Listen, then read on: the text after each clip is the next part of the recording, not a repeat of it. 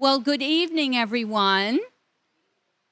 And thank you so much for joining us this evening. I'm Kate Markert. I'm Executive Director here at Hillwood Estate Museum and Gardens in Washington, D.C., and my pronouns are she and her. And as always, as I begin, I would like to gratefully acknowledge the Nacotch tank, also documented as the Anacostan, the Piscataway, and the Pamunkey, the native peoples on whose ancestral lands Hillwood stands, as well as the diverse and vibrant native communities who make their homes near us today. I hope you've had the opportunity to see Hillwood's newest exhibition, Grace of Monaco, Princess in Dior, which has just opened last week. This show has inspired tonight's program. Relatives of Grace Kelly were among the many notable clients of the Philadelphia milliner Mae Reeves. I hope you'll visit and revisit this magnificent display of 20th century haute couture.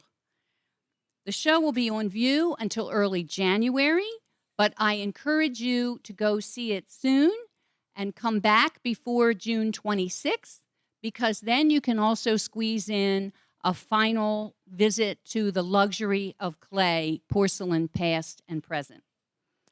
Then on Thursday, June 30th, in partnership with the French Embassy's Villa Albertine, we'll screen a documentary about acclaimed designer Pierre Cardin on the lunar lawn.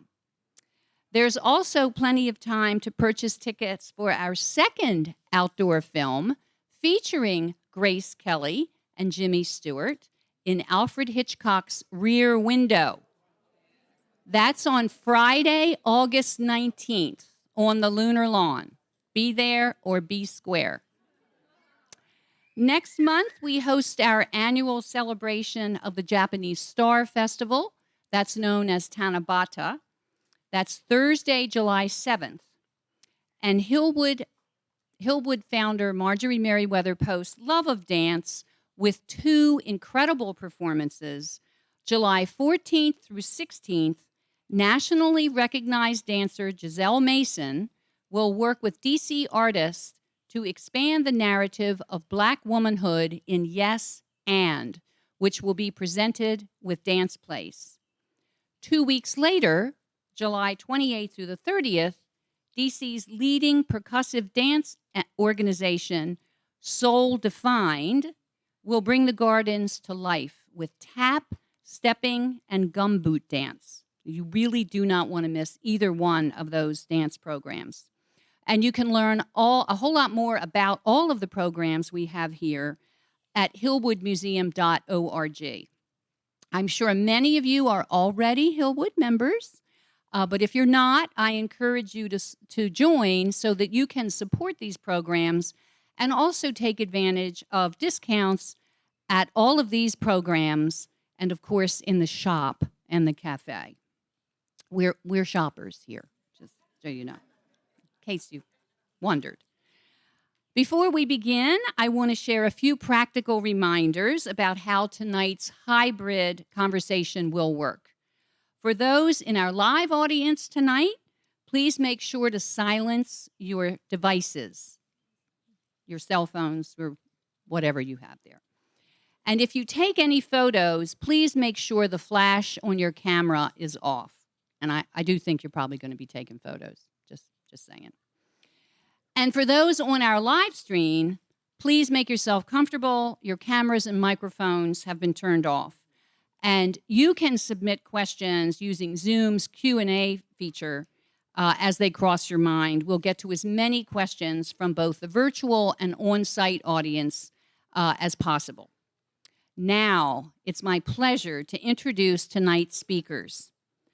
Donna Limerick is an award-winning documentary producer with over 25 years of experience producing programs for National Public Radio. As president and executive producer of North Star Communications, a radio syndication company, she's partnered on projects with Ken Burns and Henry Louis Gates. Donna's television and radio productions include Quincy Jones, Nancy Wilson, Duke Ellington, Dizzy Gillespie, Wynton Marsalis, and other jazz masters. Donna was, of course, our concert producer and also producer for Evolution of the Blues, written by vocalist John Hendricks. It debuted at the Monterey Jazz Festival in 1996 and then went on a worldwide tour featuring John Hendricks, Joe Williams, Diane Reeves, Abby Lincoln, Kevin Mahogany, and trumpeter Roy Hargrove. She is currently a lecturer and consultant with the Smithsonian's National Museum of African American History and Culture for an exhibition about Mae Reeves. She's also a member of Hillwood's Advisory Council and the Diversity, Equity, Access, and Inclusivity Committee of Hillwood's Board of Trustees. Donna is joined here by Megan Martinelli, the curator of Grace of Monaco, Princess in Dior. Megan Martinelli joined Hillwood in January of 2018, and she is the associate curator of apparel, jewelry, and accessories. She was the lead curator for the 2019 special exhibition Mid-Century Master, the photography of Alfred Eisenstadt, and 2021's Roaring Twenties, the life and style of Marjorie Merriweather Post. Donna and Megan, it is such a delight to have you both with us.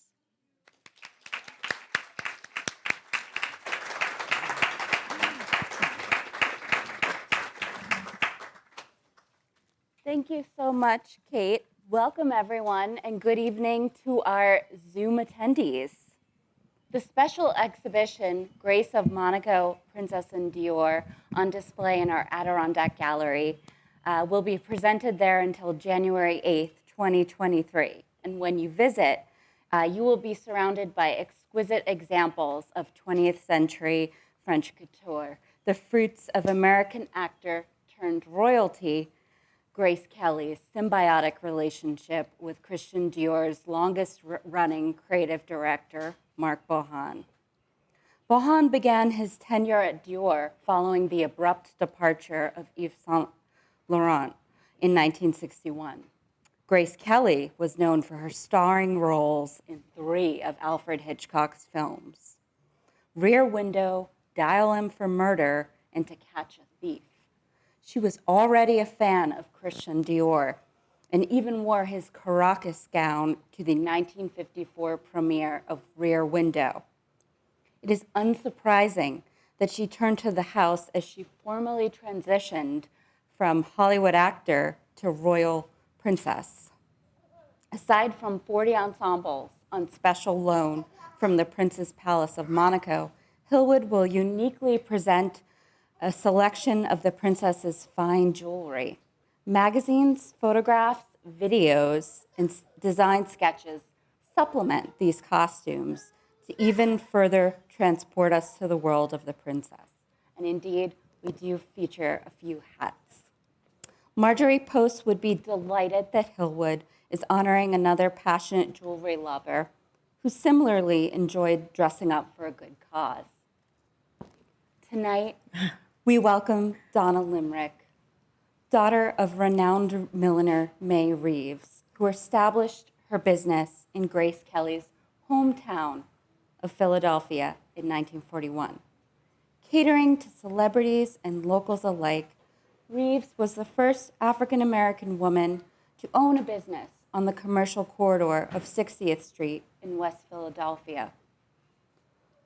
Her show-stopping works of art are honored at the Smithsonian's National Museum of African American History and Culture in a permanent installation that recreates the shop. Today, I am thrilled to speak with Donna about her mother's legacy and absolutely tickled pink, Mae's favorite color, that we will enjoy a lively fashion show featuring some incredible hats. Thank you so much, Donna, for joining us and facilitating such a fashionable evening.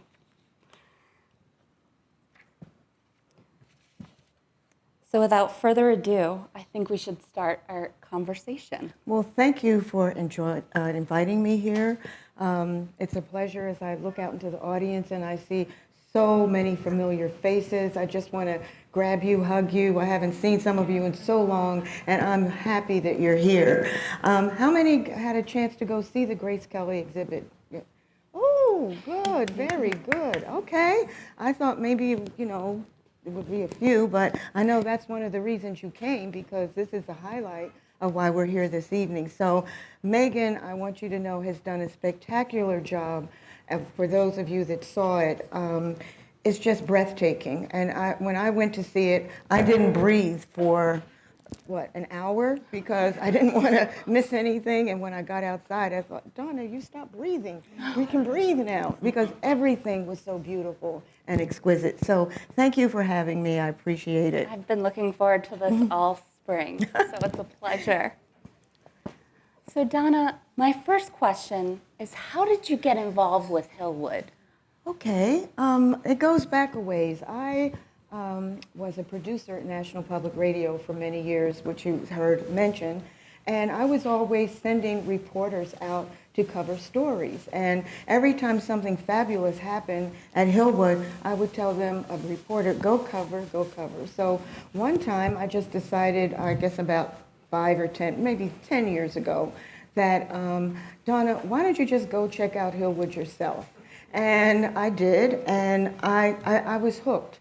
I mean, it was just so much beauty, as you can see. It's tranquil, it's beauty, it's just everything that I was looking for to get away from the hectic life of being in broadcasting.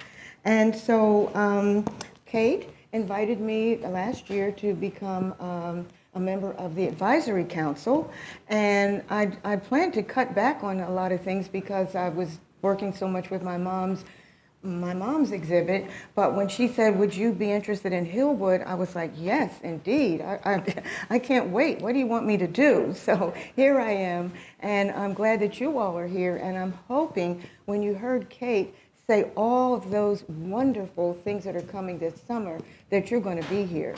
But if you want to be here, you have to be a member.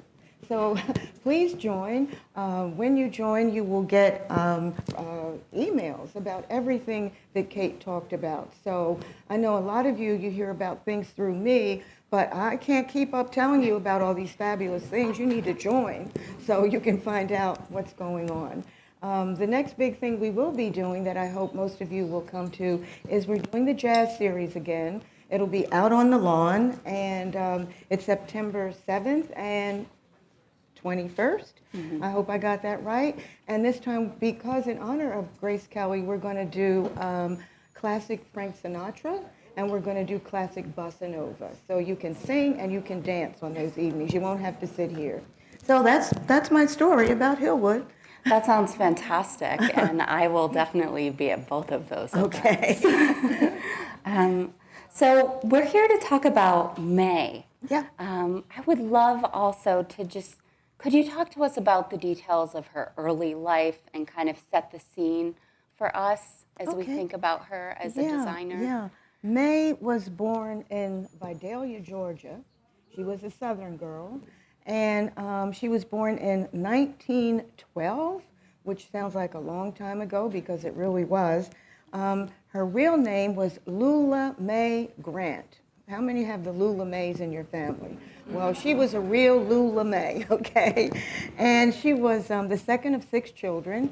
And in the year with the epidemic, the influenza epidemic, yes, both her parents died. And so she was raised by her grandmother, and she had to pitch in and help raise the other younger children. But she was always interested in clothes and fashion, even as a child. And I've been told that when she was 16, she was in school and she performed in a lot of plays, and she even made the costumes for the plays. And she was even the star of the plays. Wow. So she was already moving up the ladder at a very early age. Then finally, by age 16, she went to a school called Dickinson Training School. Again, it was a Southern school. By age 18, she went to the Georgia State Teachers College in Savannah, Georgia. And then she got a certificate and started teaching at a very young age. And she also had to look out for her family because she was the one making a living during that time. So she moved to Lyons, Georgia, but she came back and forth to Vidalia. And that was her early part of her life. So she started out teaching and ultimately went to, we'll get to that, millinery school and ended up where she is now. Right. So are you able to talk about those early years as she was establishing her millinery business? Yeah, well, first of all, she had to go to millinery school. And in the 1930s, it wasn't something I think maybe a lot of African American or in her time colored women did, to say, okay, we're going to go to millinery school. But she was teaching, and she had a brother who lived in Philadelphia, and she would come north to visit him, and she thought, you know, I'm in the South, I'm teaching school, so much is going on up here. I think I want to try to change my career from being a teacher and establish a business. Wow. So she made that decision, and at that time she had been married to her first husband, but he died in a car accident. So she had a son, my oldest brother, his name is Sonny. She had to leave him south, and she came north. She left him with the relatives down there. They took care of him. She moved south. I mean, she moved north and tried to make things happen. And then she decided, you know what? I think I really want to own a business. So at age 28, in 19, let me get the date, in 1940, at age 28, she went to a bank and got a loan for $500. Wow. Now, this was an African-American bank that was in Philadelphia. So, you know, I guess they said, all right, we'll trust you. You think you got something going? Here's the $500. She got the $500, walked out the bank, and went straight down the street and acquired a building. And then she arranged for my brother Sonny to come live because she missed him so much. She opened the hat shop, and she began to flourish from then on. Wow, amazing. It's amazing. It was amazing for her to kind of keep moving, but she had a vision. Moving. She knew where she wanted to go, and it ended up being Philadelphia. Amazing. And changing careers as a mother. And a child, Yes. and being a widow. Wow. So where did Mae find inspiration for her designs, and what were her showstoppers? You know, Mae was very stylish, and she was very creative. Before I was born, I've seen pictures. You see some pictures of her with her models over there. They look pretty nice, don't you think? Stunning. They were stunning, yeah. And she got her creativity, I guess, just because of her interest in design. Maybe it came from being in those performances when she was in high school. Right. And she decided to take those clothes that she made to another level, but she made it in hats. So she was just a very creative person and a big, loving personality. And I think when you have a personality like that and you're determined, you can just do about anything you want. And that was Mae. Wow, sounds wonderful. So what was the community like? I understand Mae staged successful fashion shows, and then Easter and Mother's Day were some of her busiest times in the shop. Yeah. Well, when Mae arrived at the hat shop that we mentioned for $500 that she started the business, she was the first African-American woman to own a business in downtown Philadelphia. And once she got there, it was amazing how in this area, I don't know if you know Philadelphia, but it's an area called South Street, and it's where all the businesses were, people, tailors, dressmakers, hairdressers, anything you wanted you could find on South Street. And that's where a lot of women, both white and African-American women, came to shop.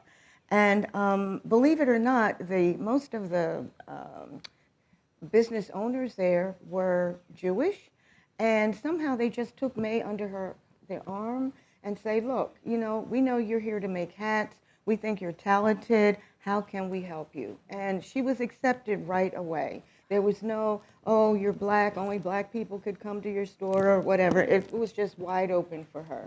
And she took advantage of it, and just everything just kept getting bigger and bigger. Her store, her clients at the time, it was an area, downtown had a lot of, theaters and nightclubs. Mm-hmm. So women like Ella Fitzgerald, Lena Horne, people like that heard about her and said, oh, I have to stop by Mae's Hats, let me go. Marian Anderson was from the city, so she came to see Mae. So the word spread, mm-hmm. Go see Mae.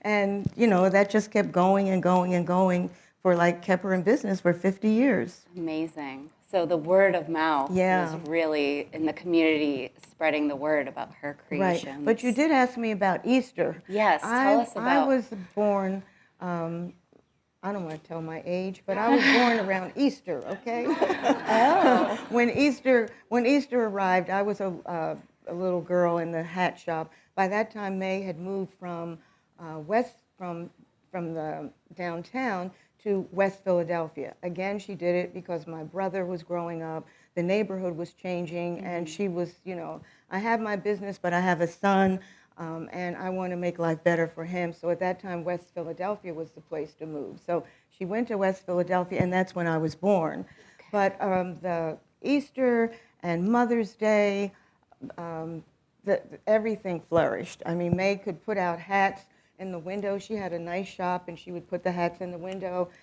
Gone, gone, gone. And who was helping her?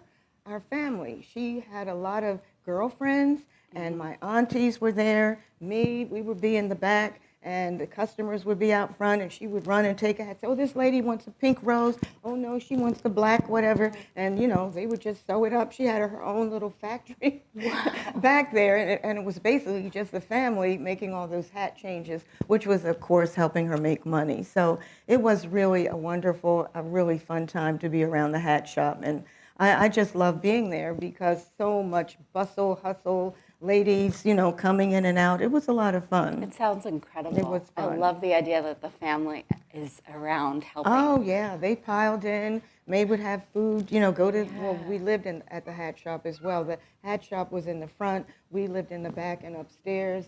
And Mae would have the kitchen full of food, and people would just come and go, and she kept selling hats, so she was happy. Amazing. And the ladies who came were happy too.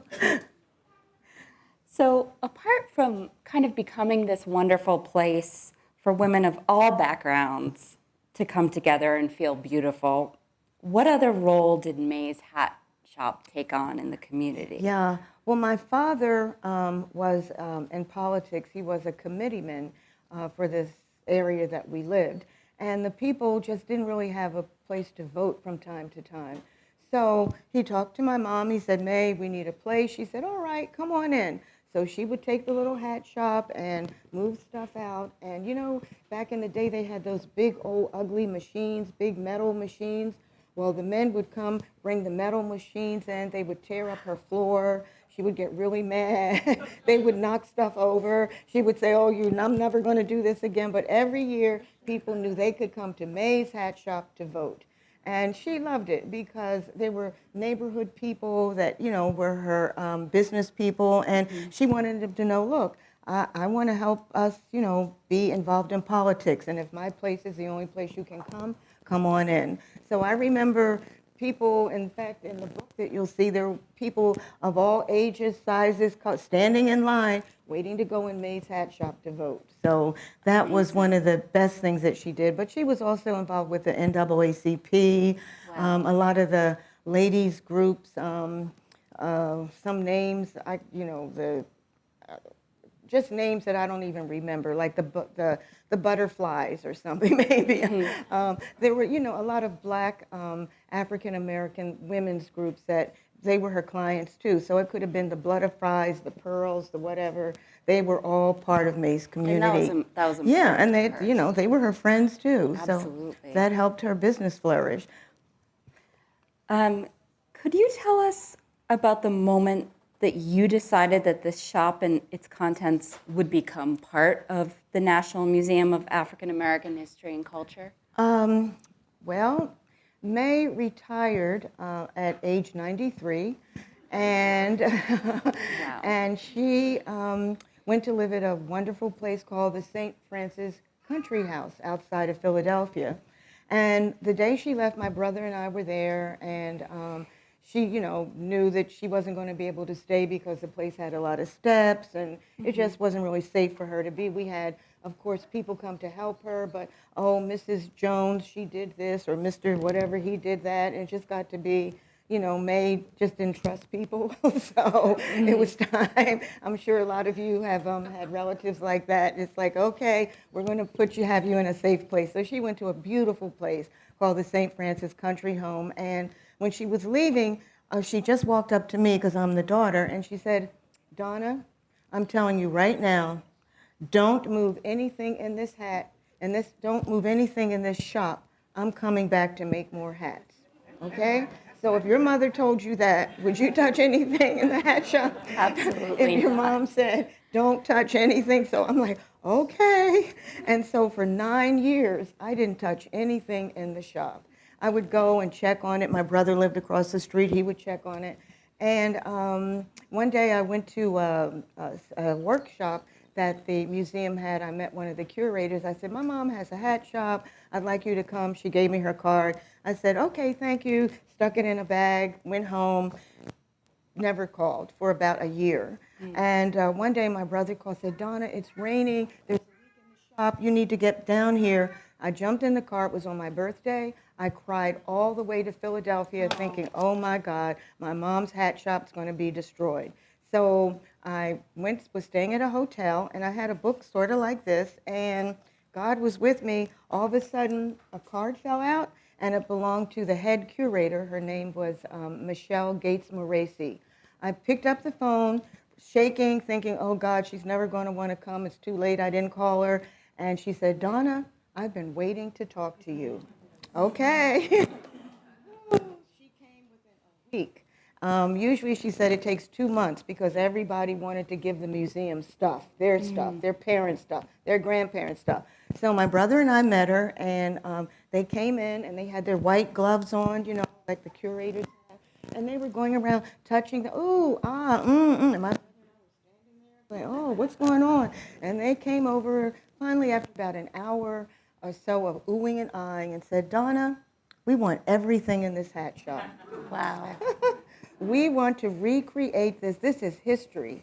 And we want women to know what it was like to be a businesswoman, what it was like to be a designer. And, Mae had left, like I said, I didn't touch it. Threads and things and ribbons and what. I said, you want all? Yes, we want it all. And within a month, a big old truck came back, more white gloves, things that I was throwing around, they had their white gloves. Oh, wow. Because curators, they don't want you to touch anything. So they had the white gloves, and took Mae's things to here, to Washington, D.C., 2015. The doors open. My family was with me, the Philadelphia family, my local family. And I got there, and I almost just fell on my knees because they really did. How many have seen Mae's shop? Yeah, it was just like that, but they put it all together in a more organized way. And when I come now, it's just wonderful to think I didn't have to touch her stuff, like she said. I didn't touch it, but now the museum touched it, and they will have it forever. So that's like the highlight of our lives for our family and me, incredible. and even Mae. She was just overwhelmed. She couldn't believe it.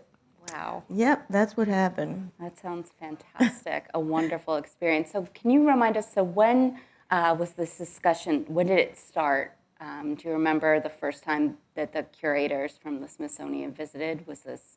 Well, when they came, that was a sealed deal right there. Okay. I wasn't going to say no. Right, right. And they said, we want the whole shop. It's like, woo, yay. Yes. This frees me. And but I do want you to know I did keep some hats because I had some, and some of the hats you'll see today. It was like, can we have this? Oh, yeah. And then some, no. Because I'm young, I'm still alive. And one day you're going to get these hats. Don't worry, they'll be coming to you. But I want to have fun with them now. So that's how we left it, until I get like Mae, don't touch my stuff.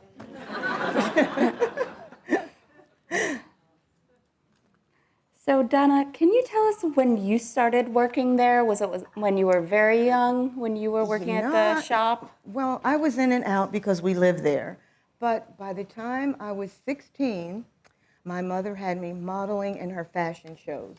She did a fashion show, once a month for all the organizations in New Jersey, up in that area, New Jersey, Philadelphia, Delaware. And she used her friends and families, like they helped her in the shop, they were her models too. So when I became 16, I was like tall and really slender, and people called me olive oil, but it didn't matter because I was modeling.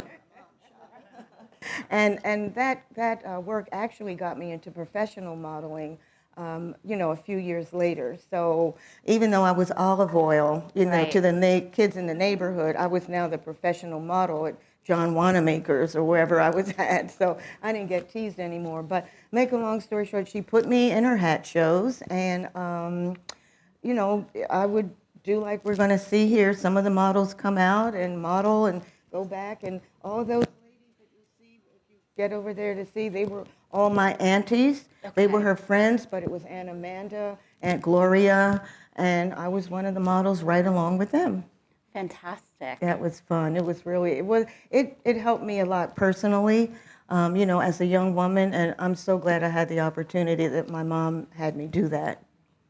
So besides the hats, there was cosmetics and accessories. What else was there? Oh, yes. Mae, and all of her shops, she had something for everyone. And when you came, the thing that struck me is I went to the Grace Kelly exhibit, and I was wandering around, like I said, couldn't breathe. I was so excited. And I came across something that looked like this. This is a mesh evening bag, and it's made by an antique company called, I think, Whiting and something. Whiting and And Davis. Whiting and Davis, Yes. yeah. And so not only, if you came to Mae and you were going to a black tie gala or a black tie thing, she would make you a beautiful cocktail hat, but you couldn't wear your brown leather bag, so she would have these beautiful, kinds of things available, which you'll see at the museum, some of the most gorgeous bags that I just had to let them have.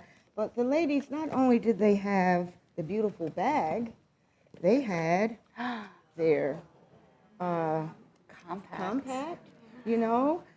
they had their compact, they had, I didn't bring or did I bring it? No, I didn't. They had a cigarette case. Oh, of course.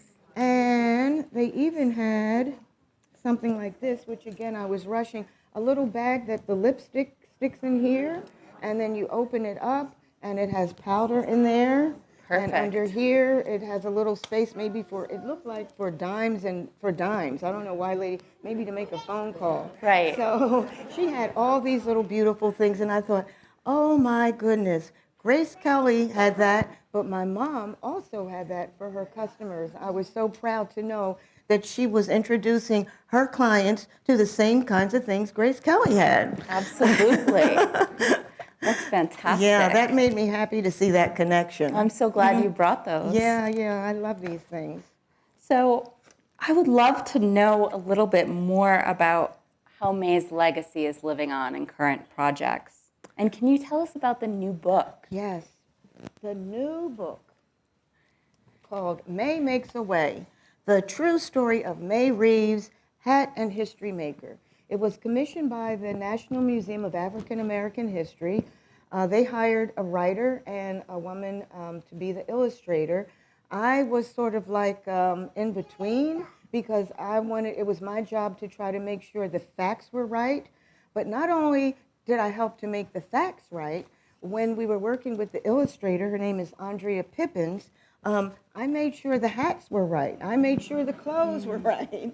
So I'm a documentary producer. I'd never had an opportunity to do something like this, to help write a book, and especially a book about my mother's life. This was so exciting. This took about 2 years to do, mostly because of COVID. And Right now, we have it at Amazon. It's here right now, but I do want to give special thanks because she might be watching online to the author. Her name is Olubimi Sola Rude Perkovich. That's quite a name, huh? She's a famous children's writer right now, and the illustrator is Andrea Pippins. The editor is Phoebe Ye. She's from Random House Children's Books. And of course, the people at the Smithsonian who made this happen, Kinshasa Holman Conwell, Renee Anderson, and all of the other people at the African American Museum who made this possible. I just want to personally, in a public setting, say thank you. You will never understand how much it means to my family, my brother in Philadelphia, his children, their children, my children here. It's just, we knew Mae would be doing things, but we didn't think a project like this would happen. So one of my favorite things when I look through the book is I'm in there too. And I have to, okay, this is my favorite page, 32. Oh, there you are. There's me and Mae headed to Paris. Yes. Okay? Yes. And I had to fix my outfit to look a little different because it wasn't like that originally. And I had to say, oh, no, I didn't wear that kind of hat. But anyway, it was fun. And in the story, it tells how Mae, she wanted the best quality for her hats.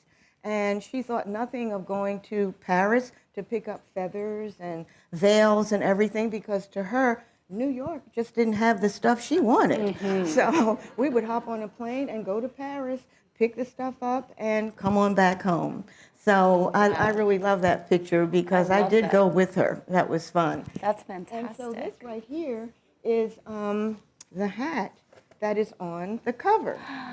Yeah, wow. The same thing. So we used this, and she made this hat as a replica for that. And this is a turban that Mae made in the 1950s, and it's probably the last hats that she made, and not made, that she wore. Mm-hmm. She used to wear a lot of her hats that she kept replicas of to everything, and this was one of her favorite hats that she wore. And I love the color. I am too, and there's a photo of Mae wearing it just behind you. Her birthday parties. After Mae lived to be 104, after 90, we had to have a birthday party every year. Wow. 90, 91, 92, 93, until we got to 104. 104, this is the hat that Mae had on at her 104th birthday party. That's her picture at the 104th birthday party. She had a grand time with all of her grandchildren who live in Philadelphia, the grandchildren here, happy as can be. About a week or two later, she started getting quieter and quieter and quieter, and I was told by the doctors that she was shutting down. At 104, she was shutting down. Now, Donna, oh, well, can't we take her to a test? Can't we check the... Donna, leave her alone. She's shutting down. And so on December 14th, 2016, she passed away in her sleep. But she lived to be 104, and now all of us and you and me, we're all carrying on her tradition. So that's why I thank you for being here and wearing your hats, too. Thank you so much, Donna. And I just know that fashion is an art, and I'm sure that everyone here today can really appreciate that. And I think this is a wonderful moment to pause and transition to admiring some of these incredible creations. Right, and well, thank you so much. Thank you. Thank you.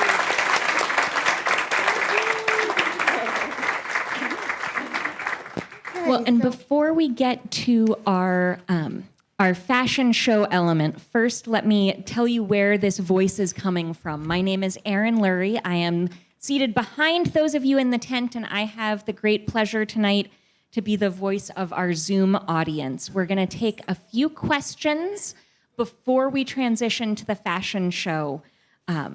And my colleague Sule Kin is over there. You can raise your hand if you are on site.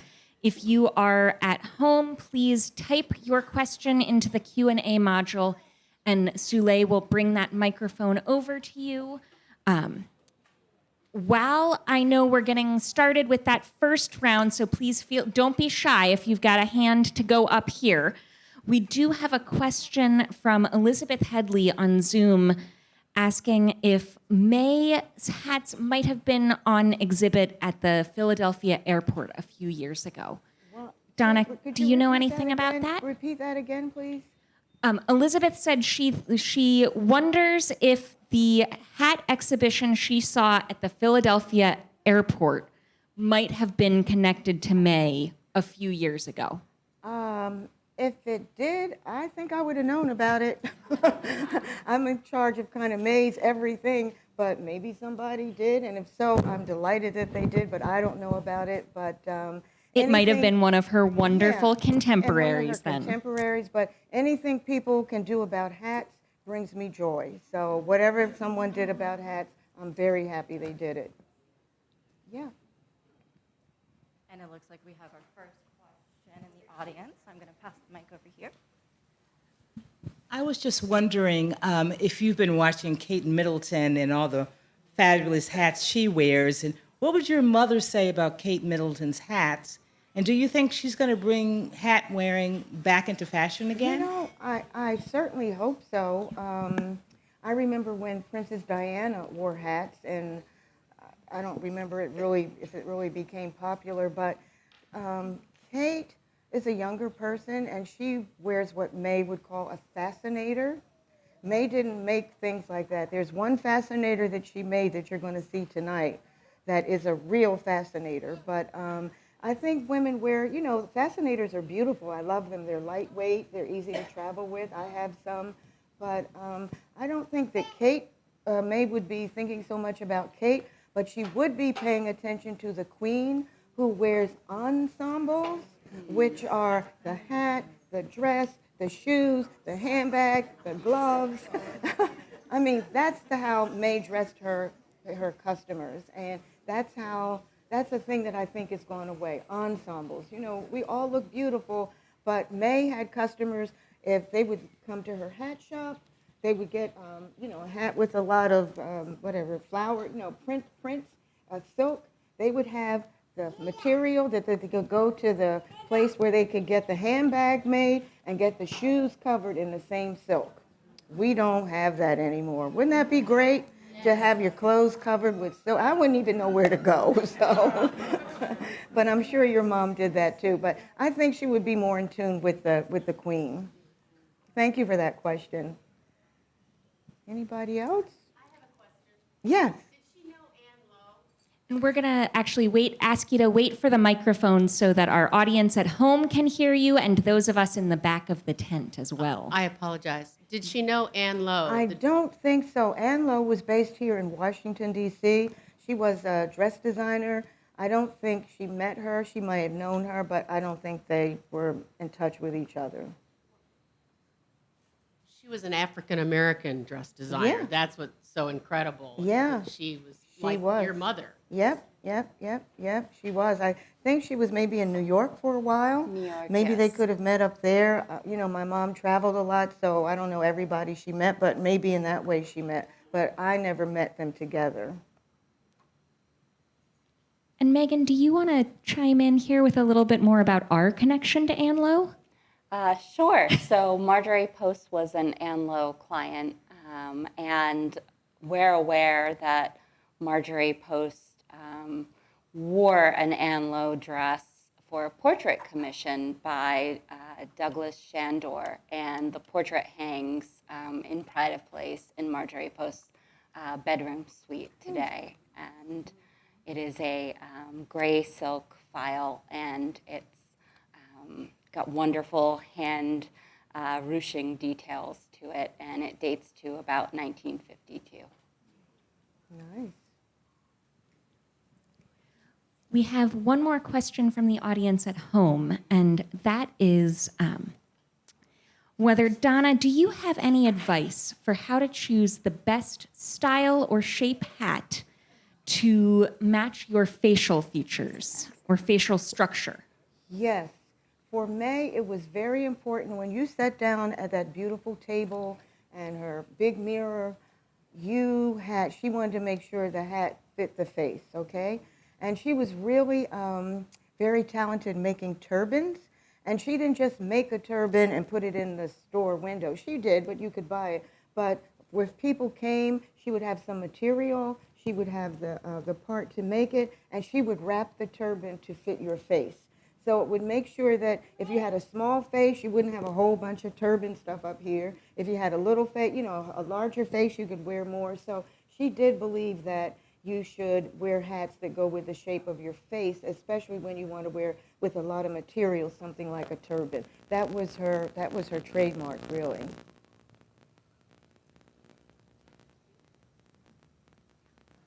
All right, it looks like we have another question in the audience.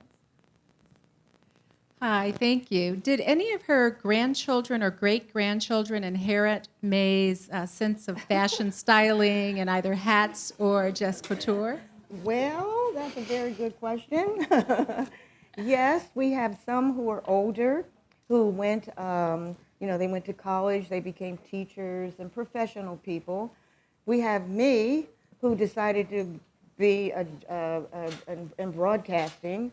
And, my mom said, well, this business is declining. We think you should, pursue what you love. And I did. I ended up being in broadcasting for 25 years. So I didn't get it. But we do have some little ones who got it. And I think you'll see what I'm talking about. Thank you for asking. I believe we had another question back here, so I'm going to pass the mic over. Hello. Dr. Dorothy Height was well known for wearing hats and ensembles. Was she ever able to patronize the shop? Again, I don't know that she came to Mae's shop. Mae didn't travel much. People came to her, and I don't recall that she did, but there was a woman in Philadelphia named C. Dolores Tucker. And if you all ever saw her, she was with the Congressional Black Caucus for many years. She had her ensemble, and Mae is the person who hooked her up.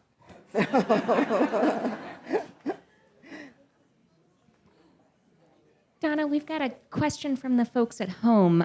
Marcia asked, aside from the hat shop exhibition at the African American History and Culture Museum, can you share, and of course the new book, which is gorgeous, can you share any other accolades or honors and ways that Mae's memory continues to be celebrated? Okay. Mae was a businesswoman. Mae was a famous designer, but Mae was a great mother and family person. People throughout my lifetime came to stay with us if they were down and out. We at some time would have a cousin, an uncle, an aunt, elderly people. Anybody who needed any kind of help, they came to Mae. She has been really good with her children, my children, other grandchildren who are in Philadelphia. She helped raise them. So she was a motherly type as well as a business type. So we really give her accolades for that. She loved her family. All right, guys. I know we had some great questions from this side of the room. Do we have anyone on this side that wants to ask a question to Donna? Yeah.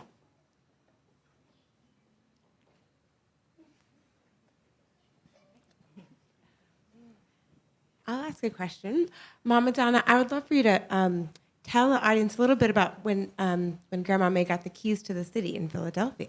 Thank you. Yes. That's going to be part of the fashion show. But when she was in her 90s, there's so many numbers I have to remember with Mae when she did it. But I know she was in her 90s. It was in 2010. The mayor declared hats off to May Day in Philadelphia, okay? And this was, she got a key to the city. All the famous people came. But when it was time for the models to be modeling her hats, all the Philadelphia anchor women came to model her hats. Channel 9, Channel 3. Oh, I just get a chill. Thank you. I just get a chill thinking about all of us watching the Channel 9 news anchor, the Channel 3, that are all modeling her hats. And then guess what? That evening, they all did stories about her on their show. Whew, that was something. So that was very special, and a lot of women came. It was at the Philadelphia African American Museum, and it was just a spectacular event. So we'll keep that in family history, right? Thank you. Yes.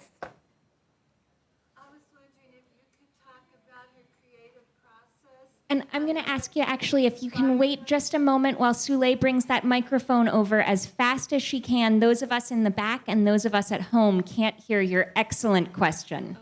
Thank you. Hi, thank you. I was wondering if you could talk to us more about her creative process and what would inspire her, and did she, from year to year, did she come out with a new look, or was it always a traditional kind of Mae look? I think that's a good question. I think most things ended up a Mae look. She did not follow trends. If other designers were doing things, even if we're Coco Chanel or whatever, she was like Mae. Wasn't even looking at that. And I guess when you have an ability to do things like that, you must have some kind of artistic qualities. And I think hers were more from being an artist rather than just a hat designer. So. She could start something just like a painter and put it over here. Then she'd start something else and put it over there. And, hats were just all over the place that were being made as life went on. It wasn't just, I'm going to make this like a cookie cutter thing. So I think it was because she must have had some artistic abilities. That's what I believe. Okay. All right. ready? I think it is time to move to our next attraction. All right. Okay, so what's now? So now Now, is the fashion show. would you say that nice and loud? Now is the fashion show at last. I was already anticipating it. I'm so excited for it that Okay. All right. Well, I you can't stay wait. there. We need to make a change here. Anything else I need to do? And I think we should get the show started. Okay. All right. We'll be right here. I need to be near something here. Whew. Boy, I am so glad the weather held up. Thank you, thank you, thank you. I did not want us to be standing out here in the rain. All right, so let me get little things together here. I'll give this to you. absolutely. Thank you. Thank you. I'll put this down. I'm old school, okay? I don't believe in these computers or stopwatches. I have my watch, so I know when it's time to stop. So anyway, once again, I want to say welcome. And Megan, thank you wherever you went. There you are. Thank you. We had a great conversation. I enjoyed sharing stories with you about Mae here with our audience and those folks that are online. And you know what? I really believe that Mae Reeves, Marjorie Post, Grace Kelly, and Christian Dior are smiling on us now tonight. What do you think? I believe they're all so happy to be together enjoying what we're about to do today. And I've already said that how delighted I am. I see so many familiar faces. I just send you kisses, kisses until I can come down and kiss you again. But it really brings me joy to see all of you in person. And especially the live stream audience, I'm glad to have you with us. So now we're going to begin the show-stopping hats of Mae Reeves Vintage Collection. But before we begin, there's some hats here in the audience that I want you to know about, some beautiful hats, and I want to thank all of you for wearing the hats you're wearing tonight. But we have two ladies who are actually wearing original Mae Reeves hats right here with us today. I knew you'd say, oh, all right. So the first one, surprise guest, would you please stand up? Where are you? Surprise hat number 1 is Marcia Nelms. Yay! Yes, that's my dear friend, my dear sister friend Marcia. She's wearing a hat my mother gave her as a surprise birthday present in 2003. So, hi, Marcia. Thank you. All right, girl, you can have a seat. You're wearing that hat well. Thank you. Thank you, thank you. Now, our second surprise guest, oh, you're going to be surprised at this. Stand up, please. There she is. And as we know, this is Kate Marquette, and she's the executive director of Hillwood. And Kate, I want you to know you look lovely in that 1950s hat. Thank you for joining us. We love to see that. The third surprise guest, could you stand up? There she is. Come up here. You're too far back. Come on up. We want to see this hat. Come on. We got to see this hat. This is Lauren Salazar, and she is the head of retail operations at the gift shop. Now let's see this hat. Turn around. This hat is special. Look at that. Isn't that gorgeous? That is a hat that she helped someone who works on the Hillwood hats design that Grace Kelly wore, all right? And I'm giving you a heads up. It's a classic, elegant hat. It's very, it'll be in style forever. And guess what? I already purchased one for myself. I purchased enough for another one. There's another lady back here. Stand up.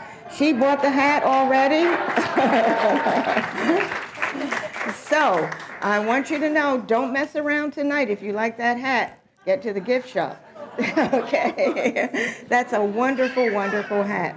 Okay. Well, anyway, I just wanted to let you all know that Hillwood in the gift shop does have some beautiful, beautiful hats and other things that jewelry, but it's mostly the hat thing that caught my attention right today.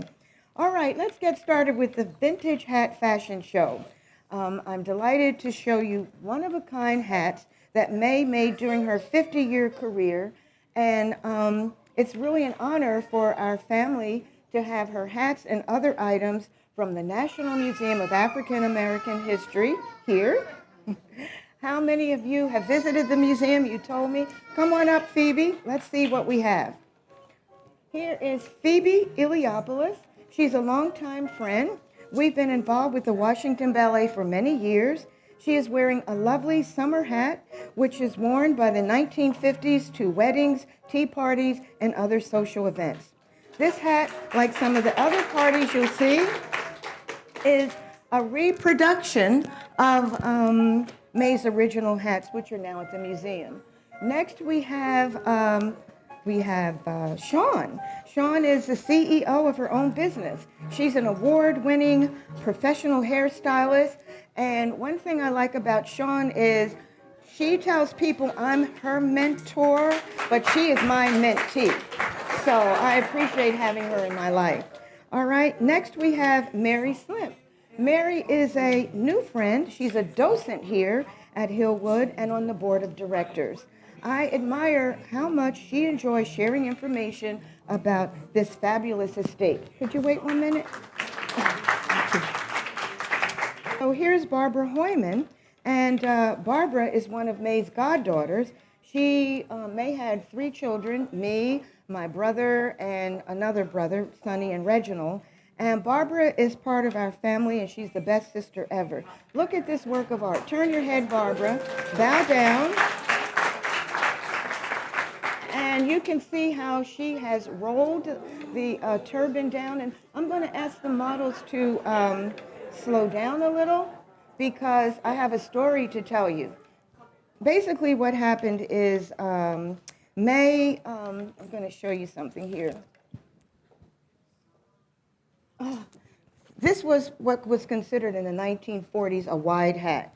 When a woman came to Mae and said, I want a wide hat, it would be like this, gorgeous, low top, elegant, beautiful pin. And I always loved wide hats like this because they never go out of style. But here's a fun story I want to tell you about this particular hat.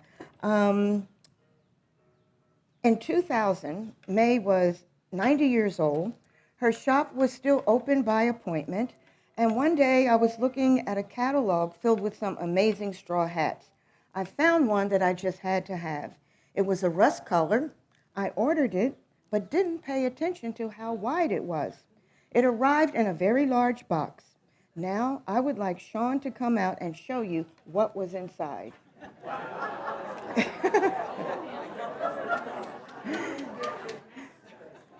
So come on, Sean, I want to show you what Mae did. All right, so the hat came in a box. It was wide. It was flapping on my head. Mae said, Donna, that hat looks crazy.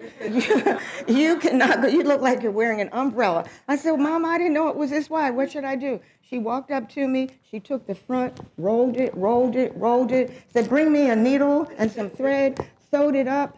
I fell in love with the hat. This hat is a vintage hat. It's 25 years old, and it belongs to me.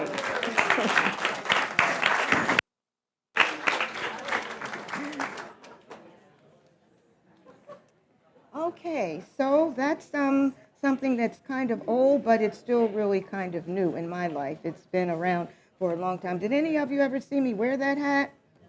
No, probably because I wear it to something like Gold Cup or Kentucky Derby. And when I wear it, I put more stuff on it. You know, I put ribbons and flowers and whatever. But it's a really cool hat. Okay, so now we're going to go to what is called Mae's Showstoppers. Megan and others asked me, what is a showstopper? Well, a showstopper is a hat that's going to stop the show. When you walk in, people are going to turn around, they're going to ooh, they're going to ah. And Phoebe, could you just stand here for 1 minute right there? And so this pink feather hat has gloves. Show your gloves, Phoebe. A scarf and the eyeglasses. And don't you think it has a very French-looking style? I love this hat. And each of the feathers was glued by hand, row by row, to create this amazing hat. Did it come from a beautiful pink bird? Who says yes? No, they were dyed.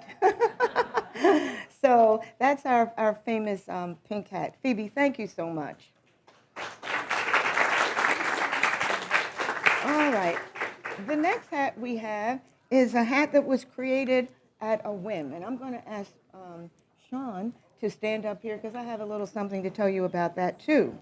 After Mae left the hat shop and I wasn't supposed to touch anything, she moved to St. Francis Country House. A few days before Easter in 2005, she was now 93 years young.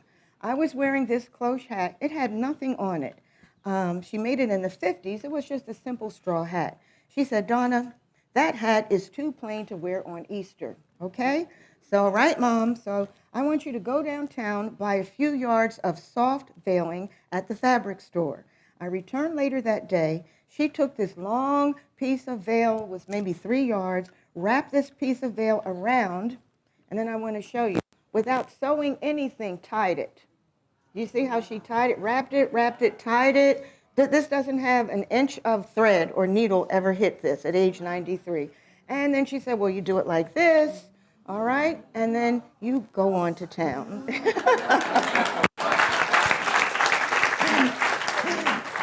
So I do want to tell you something about that hat. So I did what she said. I wore it, and I did wear it. It was on Easter, and I got rave reviews at church about it. But then when I went to the restaurant, people began to applaud me.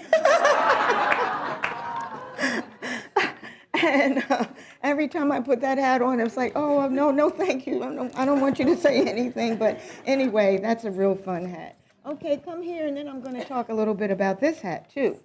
As Mae got older and she became more popular, this hat worn by Mary, as you can see, has a lot of feathers. It's her signature hat.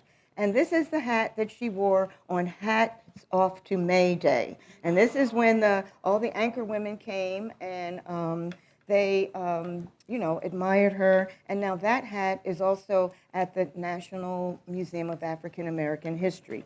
Okay, Bob, you come here and stand for a minute. Just stand there. All right, Barbara is wearing pink. Pink is Mae's favorite color, all right? Isn't this hat a showstopper? Come on, definitely. Well, let me tell you about this hat. It's made of French organza. Barbara, step for a minute. Watch.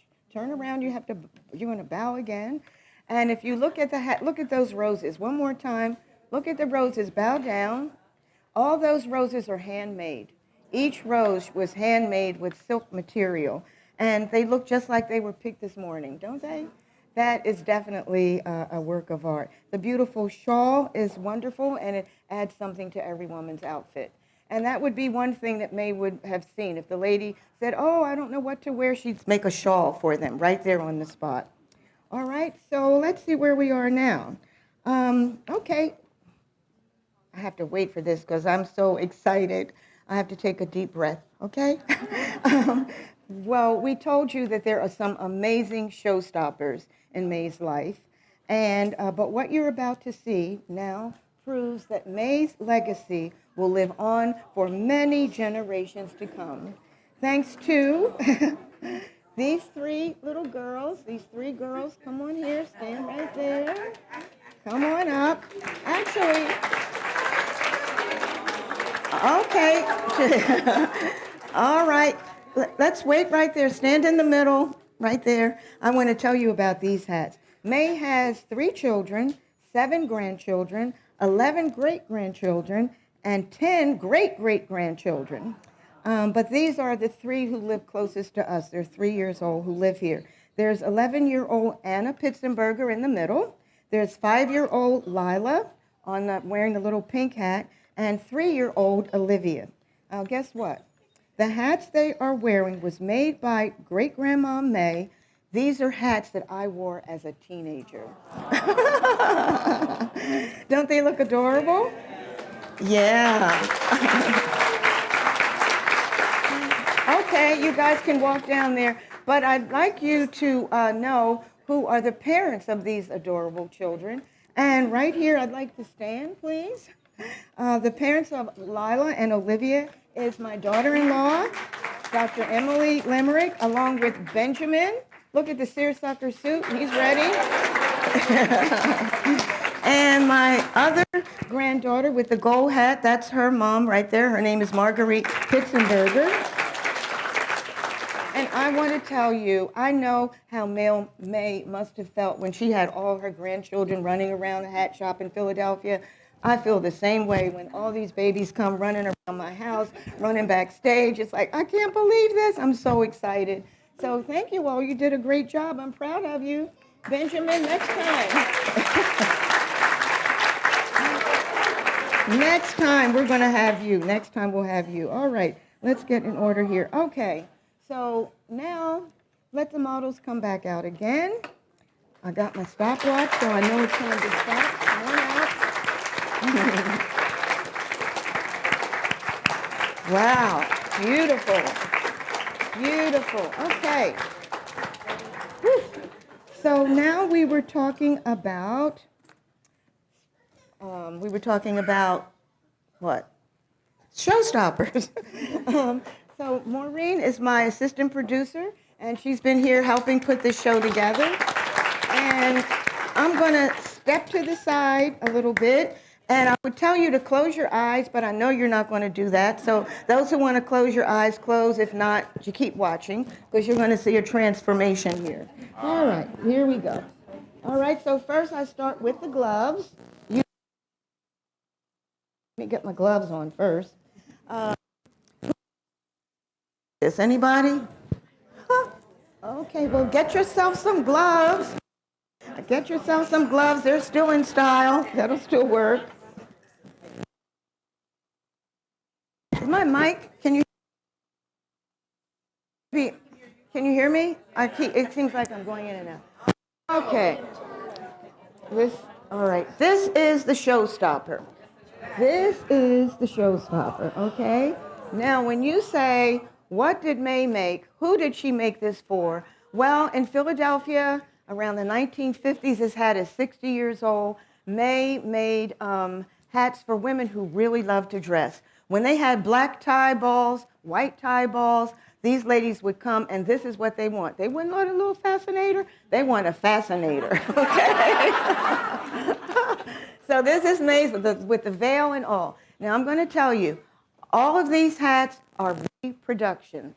Don't they look beautiful? And the reason they're reproductions is because the Smithsonian said, Donna, you're always doing these vintage hat shows. We have this exhibit coming up. What if you lose those hats? We better make some extra for you. So Paul Gardulo, who was Mae's curator, had the Arena Stage millinery designers copy these hats so I could use them for things like this to enter back in history and hopefully encourage you to wear some hats like this. Do you think you could do that? You see some hats up there you can wear? Okay, so I know. All right, so was that fun? Thank you. That was a lot of fun for me. I tell you, it was a lot of fun. But it's time for us to say goodnight. But first of all, I want to thank all of you here in the audience and those online for spending time in this magnificent setting. Isn't this a beautiful place to just be sitting? Okay, so you better join. You need to join so you can enjoy all of this at your leisure anytime you wish to come. A special thanks to Kate Market for inviting us to this evening. Thank you, Kate. Her staff, Audra Kelly, Erin Laurie, Sule Kin, and the curator of this stunning exhibit, Megan, stand up, Megan Martinelli. Good. I'd also like to thank you to my assistant producer. She's been working behind the scenes, Maureen. We have another person, I think she's still back there, Julia, but you'll see her. She's wearing a fabulous hat too. Danielle Pitzenberger, my granddaughter, she's backstage. Lovely models, Evie, Sean, Mary, Barbara, Olivia, Anna, and little Lila. So these are our folks. These are my family. These are my friends. And I hope you join us. We'll be over in just a few minutes for the book signing. If you have grandchildren, the books are for ages 7 to 12. But I keep one on my coffee table because there's so many fabulous pictures, even adults want to look at the pictures in the book. So that'll be over at the bookshop. And that hat, you better run over because I think they don't have too many of those. And anyway, I think it's now time to wave. We'll say good night. It's time to go. Thank you all. Let's wait a minute.